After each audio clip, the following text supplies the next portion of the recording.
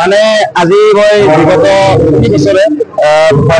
3 বছৰে হ'ল বিজেপি দলৰ অনুসূচিত জাতি মৰ্চা উত্তৰ কামৰূপ জিলাৰ পৰা পদত্যাগ কৰি মই ঘৰতে বহি আছিলোঁ। মই নিজা কৰ্ম বা কৰ্মৰ লগত জড়িত আছিলোঁ আৰু সেনেকুৱা আনুষ্ঠানিকভাৱে মোৰ কোনো ঘৰক পৰিকল্পনা নাই যদিও মই আজি ভাবিছোঁ যে আমাৰ BPF-ৰ যিহেতু যিগৰাকী নেতা জননেতা শ্ৰীযুত গণেশ কছাৰী ডাঙৰীয়া তেখেতক জয় কৰাৰ উদ্দেশ্যে মই আজি BPF দলক যোগদান কৰিছোঁ।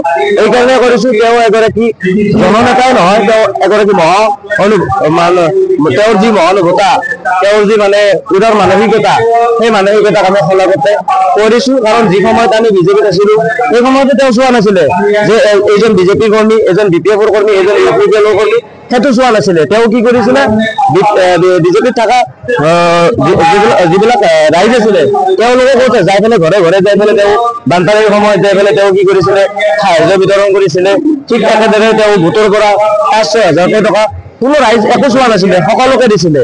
তেওঁৰ যিখিনি মানসিকতা আজি সঁচাই সলগতে কৰিছোঁ। নেতা এনেকুৱা হ'ব লাগে, নেতাৰ ইতিবাচক মনোভাৱ থাকিব লাগে। নেতা এনেকুৱা হ'ব নালাগে যে মই কি বুলি কয়, আজি এনেকুৱা কিছুমান নেতা ওলাইছে যে কি কৈছে আমাৰ ইলেকশ্যনত জিকা পইচা মানে হাৰে মৰা নাই, আমাৰ দেউতা নাই মানে বা আমাৰ ঘৰতে তালা।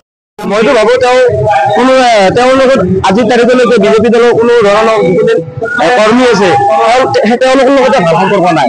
কাৰণ এইকাৰণে নাই, এজন বিজেপি কৰ্মী যোৱাৰ লগে লগে ল'ৰাটোৱে ক'ব বোলে দাদা আমাৰ দেউতা নাই, মানে ঘনীয়েকে ক'ব যে নাই হেৰি কি বুলি কয় আমি আজি আমাৰ তেখেতে নাই বা ঘৰৰ ভিতৰতে তালা মাৰি থৈ দিব। তেওঁক যি ধৰণে তেওঁক গৃহবন্দী কৰি ৰাখিছে, মইতো ভাবোঁ তেওঁক মানে গৃহবন্দী কৰি ৰখা বুলিয়ে ক'ব পাৰি। মাৰি থৈ দিব, সেনেকুৱা ধৰণৰ নেতাৰ প্ৰয়োজন নাই।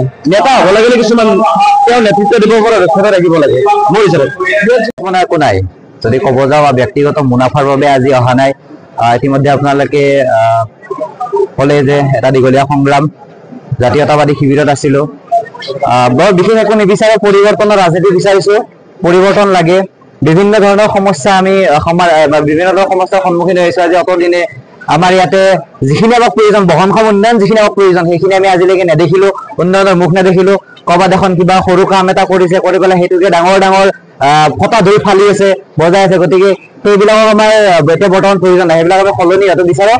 আৰু যি আমাৰ জননেতা আমাৰ গণেশ কছাৰী ডাঙৰ, আমি তেখেতক জয়ী কৰাৰ বাবে আজি সদলবলৈ ওলাই আহিছোঁ। অসম জাতীয়তাবাদী যুৱ ছাত্ৰ পৰিষদৰ পূব দাখিলা আঞ্চলিক সমিতিৰ সাধাৰণ সম্পাদক পদত লৈছিলোঁ। তাৰ পৰা আপোনাৰ ঠিক নহয় মানে তাৰ পৰা ওলোৱাৰ মূল কাৰণটো হৈছে আপোনাৰ ব্যক্তিগত কিছু সমস্যা। আৰু দ্বিতীয়তে যদি ক'ব যাওঁ, আমি বৰ্তমান যি আমাৰ ছাত্ৰ অৱস্থা সেই অৱস্থা আমি এৰিলোঁ। বৰ্তমান ক'ব গ'লে আমি নিজে একো একোটা কৰ্ম সংস্থাপনত ব্ৰতী হৈছোঁ। গতিকে বৰ্তমান ছাত্ৰ নেতা আমি নহয়, বা যেতিয়া আমাক ৰাইজৰ সন্মুখত বা সমাজত চিনাকি দিয়ে ছাত্ৰ নেতা বুলি, তেতিয়া আচলতে নৈতিকভাৱে নিজে লাজ পাওঁ। আচলতে মই ছাত্ৰ নেতা নহয় বৰ্তমান, কাৰণ কিয় সেই ছাত্ৰ অৱস্থা মই কেতিয়াবাই এৰিলোঁ। গতিকে ছাত্ৰ নেতাৰ যিটো পৰিচয় সেইটো বৰ্তমান মই নিবিচাৰোঁ। সমাজে মোক এজন নয়ন হিচাপত চিনিব বা এগৰাকী যুৱ নেতা হিচাপত চিনিব, সেইটো বিচাৰি পেলাই মই বৰ্তমান অব্যাহতি গ্ৰহণ কৰিছোঁ। কথা আৰু কি ক'ম, তেখেতৰ কথাৰ ফুলজাৰি মৰা মানুহ। আজি প্ৰথমবাৰ তেখেতে যেতিয়া ইয়াতে নিৰ্বাচনী কেম্পেইনিং চলাইছিলে খুব নাচি কৈছিল BTC-ত এইবাৰ পৰিৱৰ্তন লাগে বা পৰিৱৰ্তনৰ হিমন্ত বিশ্ব শৰ্মা চৰকাৰ লাগে, বহুত কিবা কিবি কথা ক'লে। কিন্তু আমি মানে বস্তুবাদীভাৱে সেই বস্তুৱে আমি উন্নয়ন বা পৰিৱৰ্তন আমি নেদেখিলোঁ। এখন পাৰ্ক বনাইছে, বনাই পেলাই তেখেতে কয়, তেখেতৰ নাশ্চয়, তেখেতে কয় বোলে ইয়াতে পাৰ্কখন বনাইছোঁ, পাৰ্ক চাব মানুহ আহিব, চাহ খাব, চাহ খালে নাওকটাৰ উন্নতি হ'ব। তেনেকুৱা উন্নতি আমাক দৰকাৰ নাই, আমাক লাগে স্বাৱলম্বিতা। আমাক পাৰ্কৰ প্ৰয়োজন নাই, আমাক স্বাৱলম্বিতা লাগে। আৰু তেখেতসকলে হিতাধিকাৰী সন্মিলন পাতিছে বিৰোধী দলে, কি বোলে হিতাধিকাৰী সন্মিলন, মানুহৰ মানে তেওঁলোকে কিবা এটা সা সুবিধা যিহেতু হিতাধিকাৰী শাৰীত পেলাই তেওঁলোকে হিতাধিকাৰী সন্মিলন পাতিছে। আমি বিচাৰিছিলোঁ এখন স্বাৱলম্বী সন্মিলন, স্বাৱলম্বী যুৱক সন্মিলন, আমি সেইবিলাক বিচাৰিছিলোঁ ইয়াতে। কিন্তু তাৰ পৰিৱৰ্তে আমি দেখিছোঁ হিতাধিকাৰী সন্মিলন। সেইবিলাক যি মানে ধৰণৰ চলি আছে, সেই সকলোবিলাক ওফৰাই আমাৰ নেতা গণেশ কছাৰীদেৱক আমি ৰাইজৰ মাজলৈ পুনৰবাৰ লৈ অহাৰ বাবে আজি আপোনালোকৰ মাজলৈ ওলাই আহিছোঁ।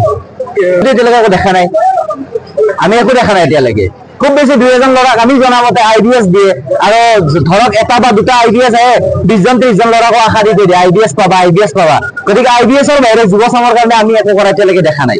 ৰাজনীতি IBS চলি আছে তেনেকৈ ক'ব লাগিব আমি মই যিহেতু কথা বতৰা পাতো এজন সামাজিক ব্যক্তি হিচাপে সামাজিক ক্ষেত্ৰখনত জড়িত ল'ৰা হিচাপত কথা বতৰা হয় দুই এজনৰ লগত যেতিয়া সোধো বোলে অমুকত কিয় গৈছ কিবা এটা দিব বুলি কয় তেনেকুৱা কিবা এটা আলোচনা হয় কি বোলে IBS এটা দিব গতিকে IBS যদি মূল লক্ষ্য হয় তেতিয়াহ'লে আমি ক'ব নোৱাৰো যে যুৱ চামৰ কাৰণে কিবা এটা উন্নতিৰ হকে কাম কৰিছে ভৱিষ্যত আমি ক'ব নোৱাৰে কাৰণ আপোনালোকক যদি মই মোৰ নিজৰ কথা ক'ব যাওঁ আমি যেতিয়া সৰু আছিলো তেতিয়া আমাৰ মুখত শ্লোগান এটা আহিছিলে যেতিয়া আপোনাৰ ইলেকশ্যন আহে কেম্পেইনিং চলে আমি মাত্ৰ BPF জিন্দাবাদ বুলি ক'ব জানিছিলো তেতিয়া আমি ৰাজনীতি কি বুজা নাছিলো গতিকে BPFৰ যি যাত্ৰা এই যাত্ৰা জয়যাত্ৰা অব্যাহত থাকিব আৰু BPFৰ যে মাজত যিখিনি আমাৰ অব্যাহতি ল'লে 5 বছৰ যি বহিব লগা আচলতে বহিব লগা আছিলে বহাৰ কাৰণে BPFে গম পাইছে তেওঁলোকৰ ক'ত ভুল আছিল কি আছিল আজিৰ তাৰিখত BPFৰ শুধৰণি হৈছে আৰু মই জানো BPFে আজিৰ পৰাই বা এই সময়ৰ পৰাই ৰাইজৰ হকে সমাজৰ উন্নয়নৰ হকে কাম কৰি যাব মই BPFত অহাৰ চিন্তা কথা এটা কৰি আছিলো তেনেতে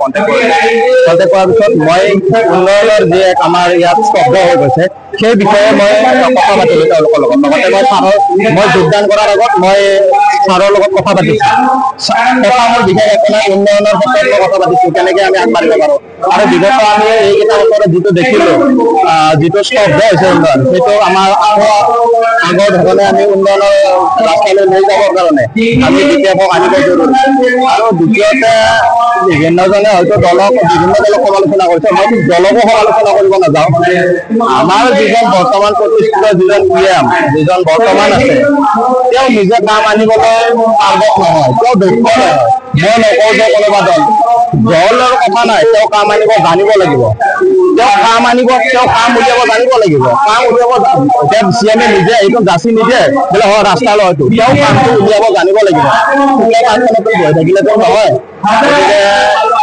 কছাৰী ছাৰৰ লগত যেতিয়া কথা পাতিলো যেতিয়া তেওঁ উন্নয়নৰ যিখিনি আশা আকাংক্ষা আছে নিজক লৈ একো নাই যিখিনি উন্নয়নৰ আশা আকাংক্ষা আছে যিখিনি এৰি আছে সেইখিনি যেতিয়া তেওঁ ভবামতে যেতিয়া উত্তৰবিলাক পালো মই সেই মানে সিদ্ধান্ত ললো যে ইয়াত যোগদান কৰি আমি উন্নতি কৰিব পাৰিম দ্বিতীয়তে এটা কথা আমি বিভিন্ন সময়ত সামাজিক মাধ্যমত প্ৰতিবাদ কৰো বা ভিডিঅ' কৰো কিবা কৰো একো অৰ্থ নাই কি হ'ব তাৰ দ্বাৰা একো নহয় গতিকে কিবা এটা দলত যদি থাকো আমি আৰু উন্নয়ন কোনে কৰিব গণেশ কছাৰী ছাৰে কৰিছে আমি ইমান কিবা সৰুৰ পৰা দেখি আহিছো গণেশ কছাৰী ছাৰৰ দিনতে উন্নতি হৈছে গতিকে যদি গণেশ কছাৰী ছাৰে যদি উন্নয়নটো যদি আকৌ কৰে আৰু যদি নিজৰ দলত যদি নিজৰ যদি কিঞ্চিত পৰিমাণে যদি সহায় কৰিব পাৰো আৰু ধৰা পায় এয়া হৈছে উন্নতি এয়া হৈছে উন্নয়ন তেওঁৰ দৃষ্টিত সেয়াই উন্নয়ন গতিকে সেনেকুৱা এজন চিন্তাধাৰা মানুহে কি উন্নয়ন কৰিব একো উন্নয়ন কৰিব নোৱাৰে সেই হেতুকে মই বহু চিন্তা চৰ্চা কৰি আৰু কথা দিলে যিখিনি গম পালো সেই হেতুকে মই মানে BPFত জইন কৰি দলৰ লগতে